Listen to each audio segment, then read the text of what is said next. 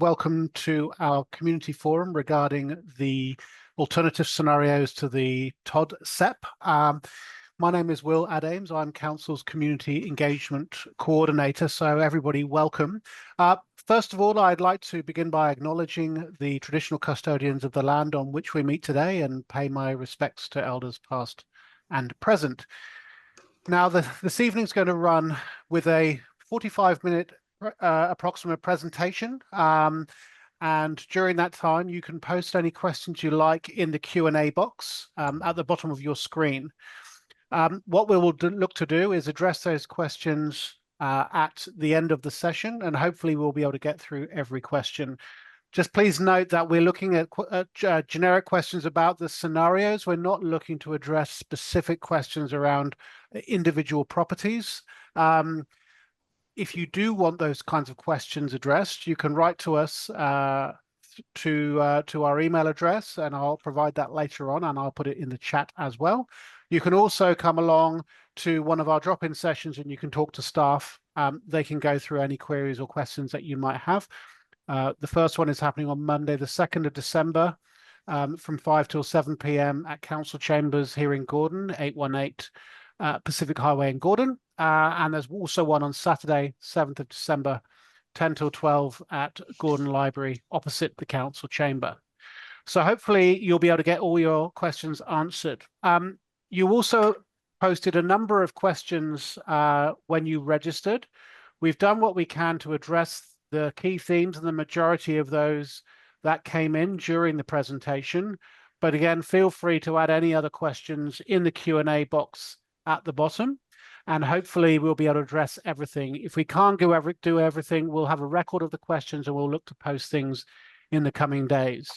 So I would like to hand over to Bill Royal, who is the team leader of urban design, who will go over the alternative TOD scenarios, give a background to the project, and hopefully that'll give you enough information to ask us lots of useful questions, and hopefully by the end you have a much better insight into what's going on. So Bill, if I can hand over to you. Yes, thank you, Will. And welcome everybody. Thank you for your interest in this important project. Tonight I'll take you through some of the background information that we've been looking at over the last few months.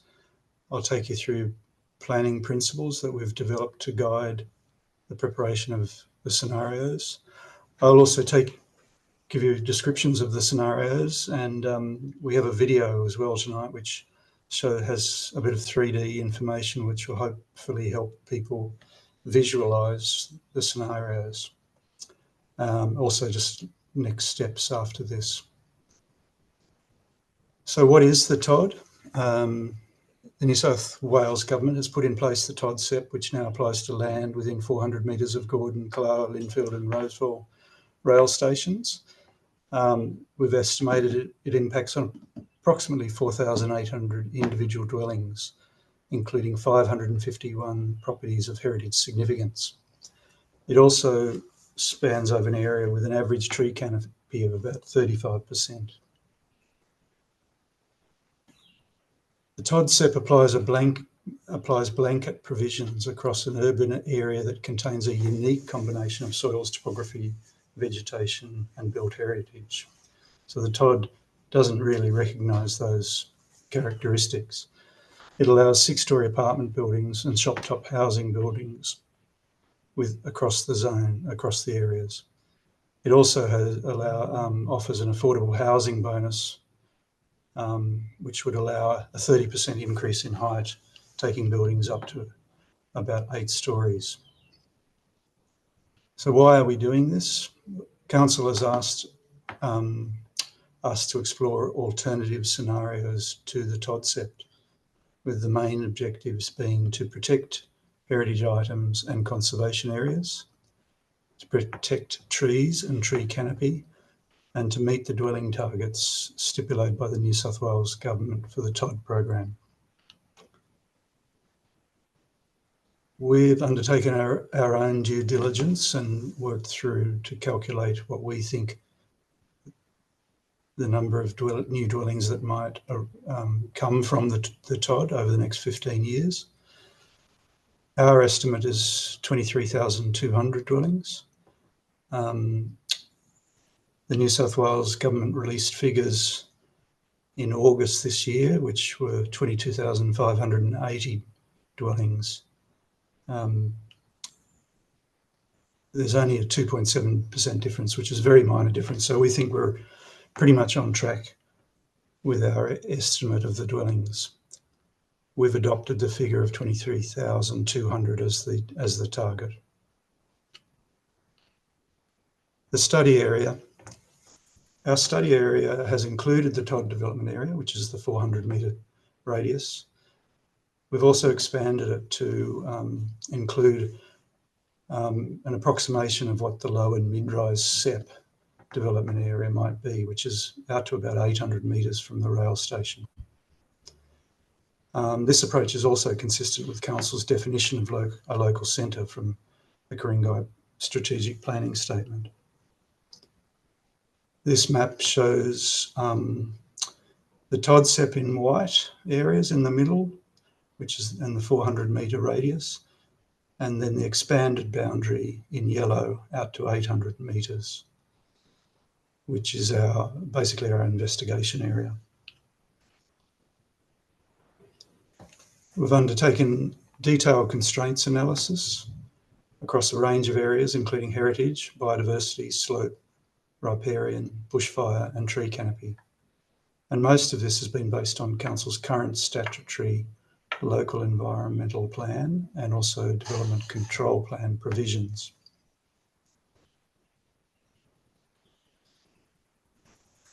In terms of identifying alternative locations for housing, Council's constraint analysis has identified suitable locations where housing could be transferred to so that heritage and tree canopy can be better protected.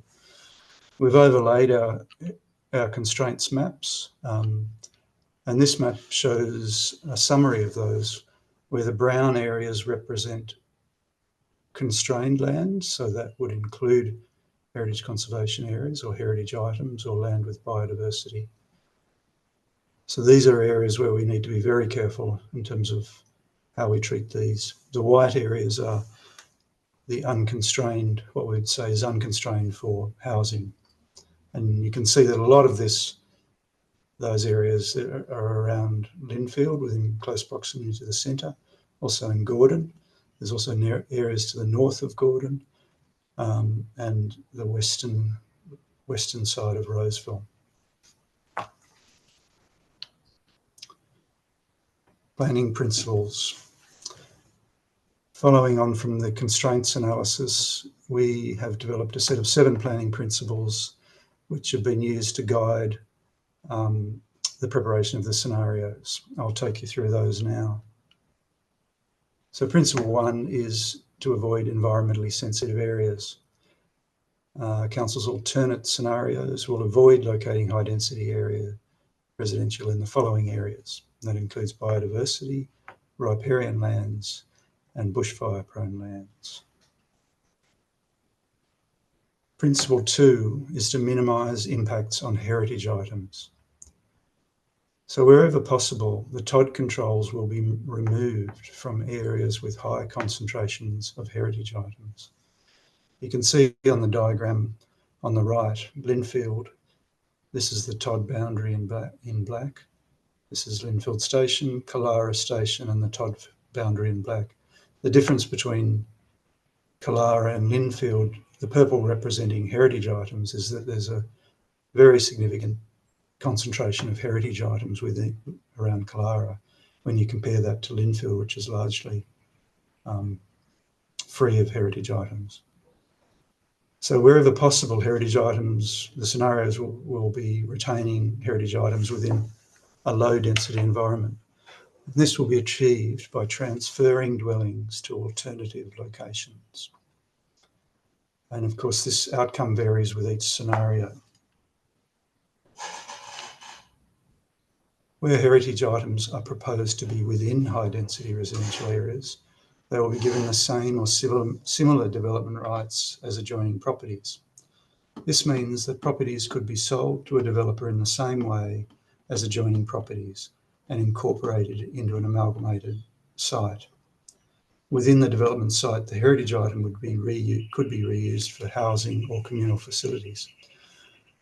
And the details of this would be managed through site-specific controls in both the local environment plan and the development control plan. There are examples of this in Ku-ring-gai, and one example is shown there in Cecil Street, Gordon. So the diagrams here illustrate principle 2. On the left-hand side is the TOD scenario where heritage items are left out of the TOD. However, there's on 2 or sometimes 3 sides have properties that now can redevelop for 6-storey apartment buildings. In the scenarios, we will investigate how heritage items can form part of amalgamated development sites where the use of building height and setbacks, the heritage item can be incorporated within the development. Principle 3 is to protect heritage conservation areas. So council scenarios will protect HCAs by transferring the potential dwelling yield to suitable non-heritage areas. The TOD controls will be removed and the area will revert to low density housing. The degree of protection varies across the scenarios, which I'll take you through later. The diagrams here show the TOD scenario in the red, where HCAs have been within the TOD area have generally allow 6-storey apartment buildings now. However, under our scenarios, we will transfer those potential dwellings to nearby areas, particularly the commercial areas along the highway and the railway line, and protect the HCAs within low density residential zones. Council's resolution required us to look at scenarios that partially protect HCAs. So in this case, HCAs are selected on planning considerations rather than heritage considerations. And the reason for that is that all HCAs from a planning point of view are considered worthy of protection. So in terms of which selecting areas to not protect, to be consistent with Council's resolution, we've used the following considerations. The first one is to avoid HCAs with a high concentration of heritage items, as I showed you in Kalara. The second is to avoid HCAs that are located more than 200 metres from the rail station. And we also will try and avoid HCAs that are contiguous with adjoining HCAs. And you can see here this in Gordon as an example of an HCA which is separated from the other HCAs by a road. So we would call that non-contiguous. Principle 4 is to protect the tree canopy. The TOD has very minimal provisions for protections of tree canopy. And it also has a high density or floor space ratio. So we expect there to be significant impact on the tree canopy as a result of the TOD. We want to improve that protection and replenishment through planting of new trees in high density residential areas by reducing density when compared to the TOD set. We will also introduce deep soil site coverage and setback controls similar to Council's current DCP. This will require more building height or more spread to accommodate the same number of dwellings. Principle 5 is to manage transition impacts.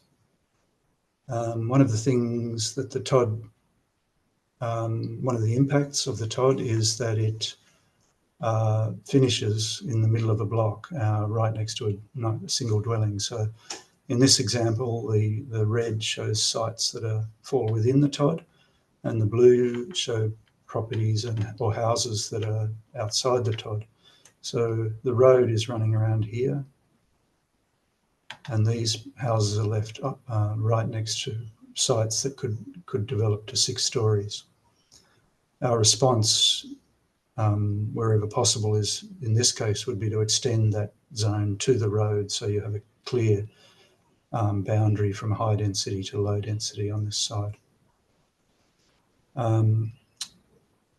So yes, the idea is to use existing or new roads, lanes, or open space as that boundary from the transition boundary from high density to low density. And the degree to which we can manage these impacts varies across the scenarios, which I will describe. Principle 6, we want to ensure appropriate building heights. So the Ku-ring-gai centres sit within a context of between some regional centres, Hornsby, where there's building heights of 120 metres. Macquarie Park also has 120 metre heights. Chatswood has heights up to 250 metres. Epping and Dee Why are 70 metres. So we would see the Ku-ring-gai centres as being lesser height than those centres, given their place in that context.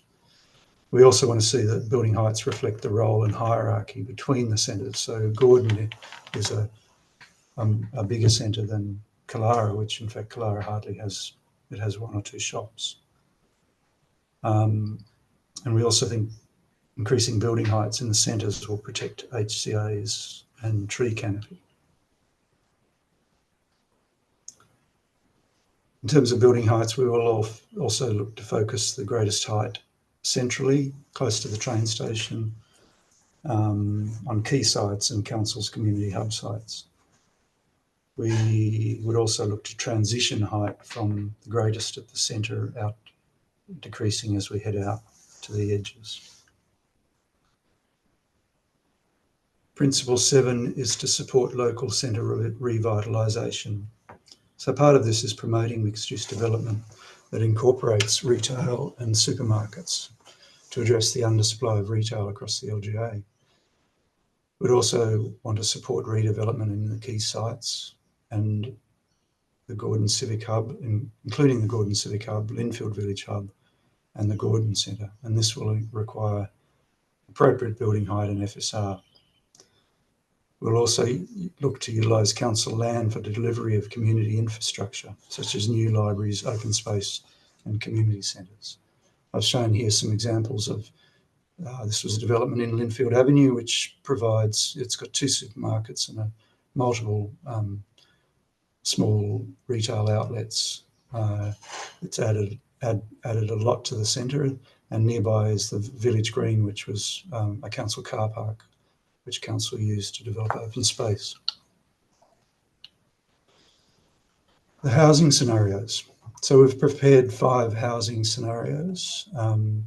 Broadly, they sit within 3 groups. So scenario 1 is the existing New South Wales government controls retained. Scenario 2 are sort of minor variations to the TOD, and 3A and 3B are more significant changes to the TOD. Scenario 1, existing New South Wales government controls retained. This is council's interpretation of how the TOD might be realised over the next 15 years. The TOD is a blanket control applying to most properties except for heritage items. We have estimated that about 40% of the area will not redevelop due to factors such as ownership, strata title, or financial feasibility, and we've shown that as white or blank on the following map. We think that redevelopment will occur primarily in the low-density residential areas, including within the HCAs, and that's shown as light brown on the following map. So this diagram shows scenario 1. We have Roseville down the bottom, Linfield, Killara, and Gordon at the top. So as I said, blanket 6-storey building heights across the whole area within 400 metres radius of the station, 23,200 dwellings and zero protection for HCAs. So, as I said, the brown areas represent where the TOD controls apply and where we think the sites will redevelop. The white areas represent those areas where we don't think redevelopment will happen, even though they are included within the TOD. And the examples of this include the western side of Gordon, where we already have 5-storey apartment buildings that have been built in the last 5 years. We think are very unlikely to redevelop. A similar thing on the western side of Roseville, where there's 5-storey apartment buildings. Similarly, on the eastern side of Linfield and around Drovers Way, Linfield. We also have large school sites that we don't think will redevelop. And we don't think a lot of the commercial areas within the town centres will redevelop either. And that's due to development feasibility. In terms of building height, Gordon and Killara, they're all equal to 6 stories.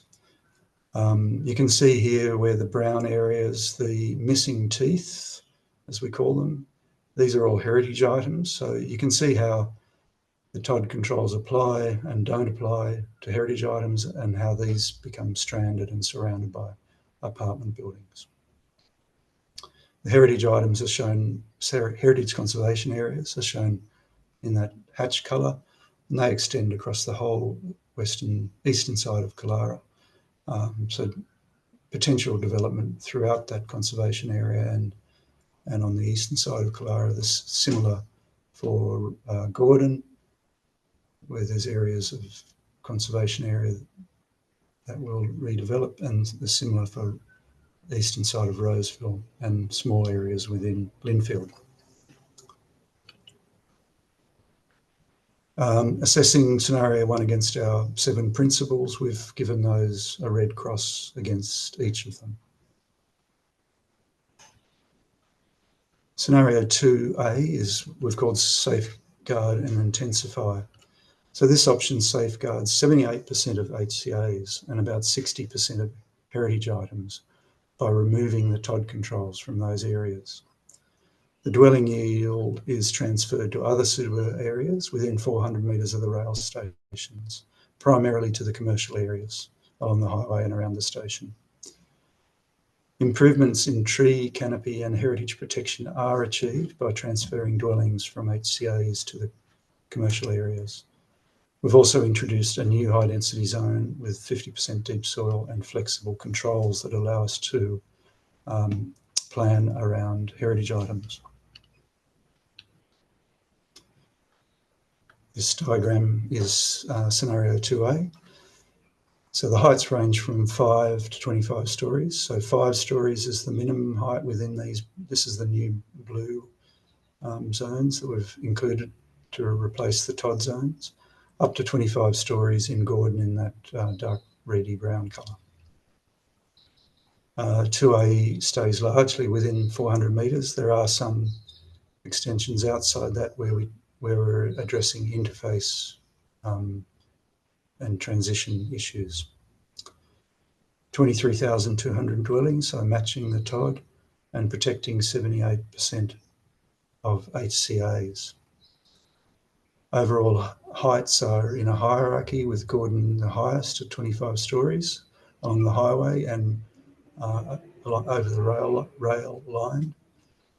Linfield 15 stories along the Pacific Highway on the western side, and Roseville up to 12 stories on the Pacific Highway and a bit lower on the eastern side on Hill Street. Killara the lowest at 10 stories. Conservation areas hatched. You can see in 2A where there's most conservation areas are protected. However, there are small areas, so this one's between Khartoum and Robert Street, HCA included within the development area. Small areas in Killara on Marion Street and Stanhope Road, and small areas in Linfield, Beaconsfield, Middle Harbour, and broader areas in Roseville on the eastern side between Lord, Oliver and Roseville Avenue.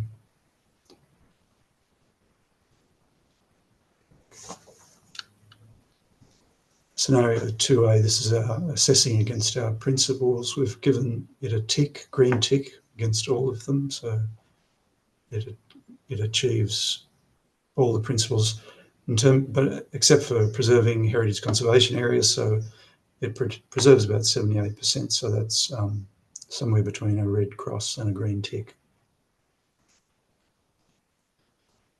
Scenario 2B, so this represents minor amendments to the existing New South Wales government controls. This scenario largely retains the TOD controls. In selected locations, the TOD controls are removed to protect about 31% of HCAs and about 10% of heritage items. Retention of the TOD controls results in lower buildings in the centres compared to other scenarios. However, it impacts more heavily on heritage and canopy. There are some minor extensions outside the TOD area to address some transition impacts. However, the limitations of this option make it difficult to address all those issues. So scenario 2B, heights are 6 to 15 stories, so 6 stories in the brown TOD zone and up to 15 stories in these orange areas, up to 15, 8 to 15 in the orange zones. Stays largely within the 400 metres with some minor exceptions in these areas where we're addressing interface. It meets the 23,200 dwelling target and protects about 31% HCAs. So you can see in Gordon, St John's Avenue, HCA is fully protected. There's other areas on the eastern side that are not protected. In Kalara, there's only some parts of the eastern side of the conservation areas that are protected. The rest would allow development through those. Similarly on the eastern side. In Linfield, we have smaller areas where the TOD controls would be retained. And in Roseville, most of the eastern side of Roseville, the TOD controls would be retained with small area conservation areas on the edges protected. Overall building heights, Gordon has the greatest height, up to 15 stories. Kalara stays at 6 stories. Linfield up to 15 stories, particularly mainly on the western side of the highway along the Pacific Highway. And Roseville a maximum of 8 stories, mainly on the western side of the Pacific Highway. Scenario 2B, because we retain the TOD controls, it's very hard to minimise impacts. However, it does achieve Principle 6, so we've given that a green tick. And in terms of local centre revitalisation, it would go some way to that by encouraging development. Scenario 3A is preserve and intensify. This option preserves 100% of HCAs and about 80% of heritage items by removing the TOD controls and transferring dwellings to areas within 400 metres of the rail station, primarily to the commercial zones. Improvements in canopy protection and transition impacts are achieved by transferring dwellings from HCAs to the commercial areas and by introducing a new high-density residential zone with 50% deep soil. There's added protection given to the smaller centres by transferring dwellings from Kalara and Roseville to Gordon and Linfield. So Gordon and Linfield take more of the share in this option. So in this diagram, we see scenario 3A. So the height range is 5 to 45 stories, so down to 5 stories in some of these blue areas, up to 45 stories in this very dark brown colour. So staying largely within 400 metres, with some exceptions to address transition impacts. And we have 100% HCA protection. So you can see in the case of Killara, the entire eastern side of Killara, the TOD controls are removed, as well as the other smaller conservation areas on the western side. Similarly, in Gordon, all conservation areas have the TOD controls removed, and in Roseville and Linfield.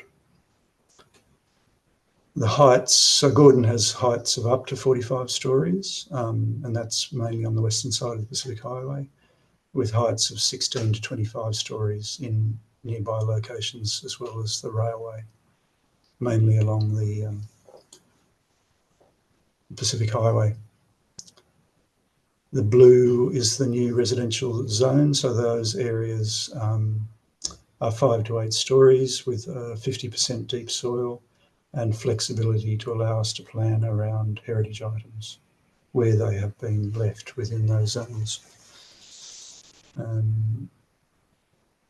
There is a few locations where the TOD controls are retained, and that's in some locations along the highway where we have older strata title apartment buildings.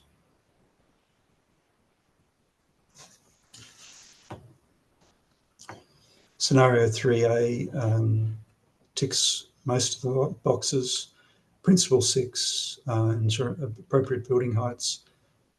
Building heights of 45 stories are equivalent to what's over 120 metres. So that's the sort of height you might expect at Macquarie Centre and Hornsby. We've said that's not necessarily appropriate for Ku-ring-gai. Scenario 3B. So again, we're preserving 100% of the HCAs and about 80% of heritage items.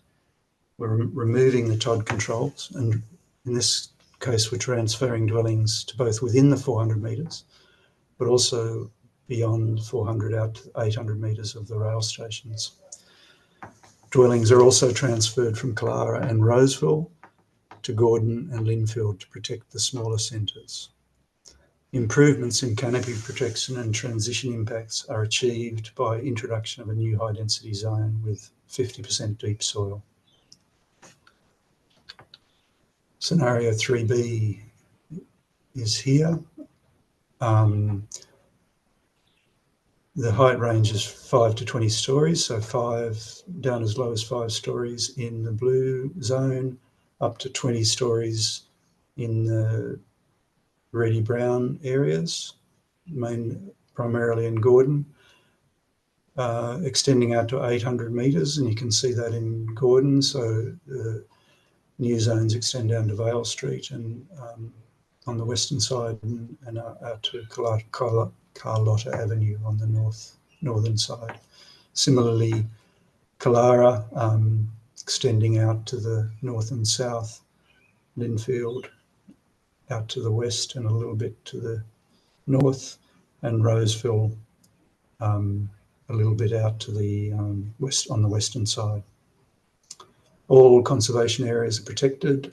In fact, in Gordon, most of the eastern side of Gordon is protected as low density residential area. Overall heights 20 stories in Gordon, Killara 6 stories, Linfield 15 stories mainly along the highway, western side of the Pacific Highway, and maximum of 8 stories in Roseville. So we've given scenario 3B a green tick on all those principles. So that's the end of the description of the scenarios. Just a quick visual summary of building heights. This just illustrates the scenarios along the bottom, 1, 2A, 2B, 3A and 3B, and how building heights have been managed. Gordon is always the tallest centre, with Linfield the second, Killara third, and Roseville third, Killara the lowest heights.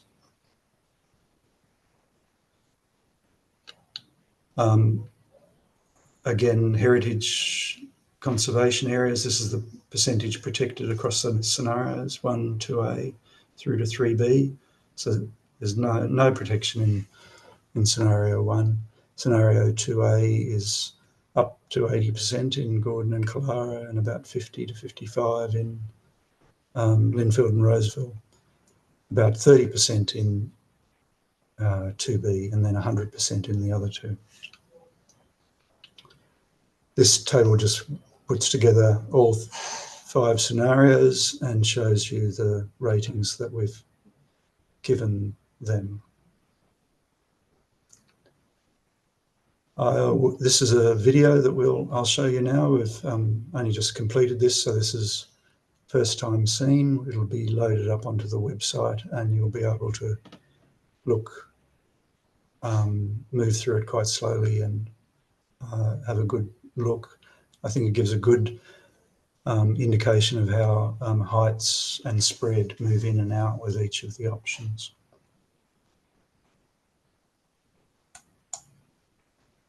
I can come back to this during question times if need be.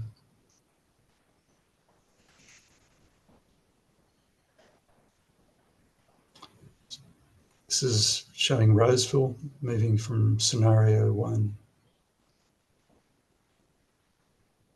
to A.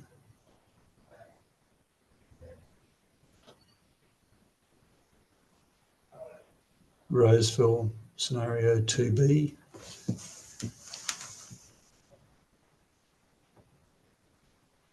Roseville scenario 3A.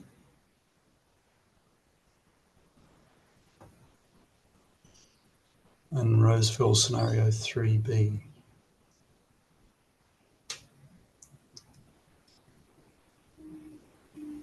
Moving on to Linfield, scenario 1, Linfield. Scenario 2A, Linfield.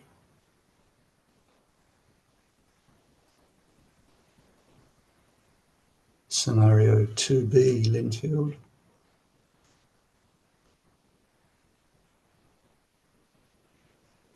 Scenario 3A, Linfield.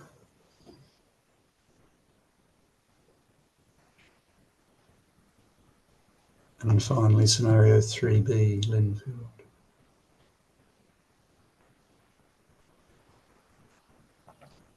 Moving on to Killara.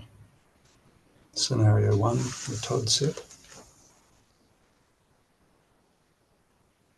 Scenario 2A.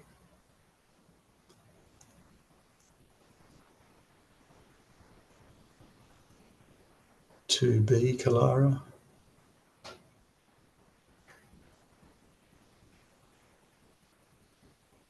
3A Killara.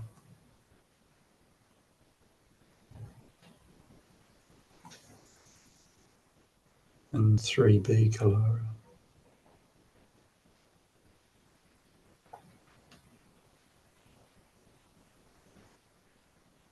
And finally moving on to Gordon. Scenario 1.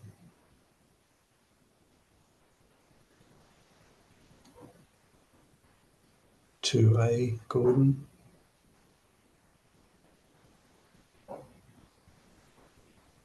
2B Gordon.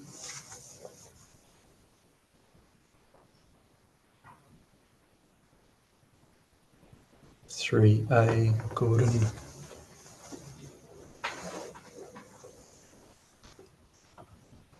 And 3B Gordon.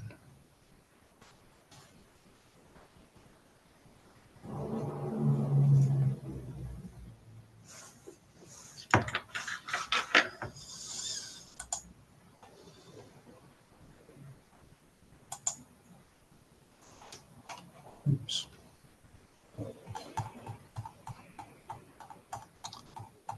Apologies for that. So just to finish up, the next steps. So where are we now? So in October, Council adopted the draft scenarios for public exhibition. We are here, so we've just started public exhibition as of Friday last week.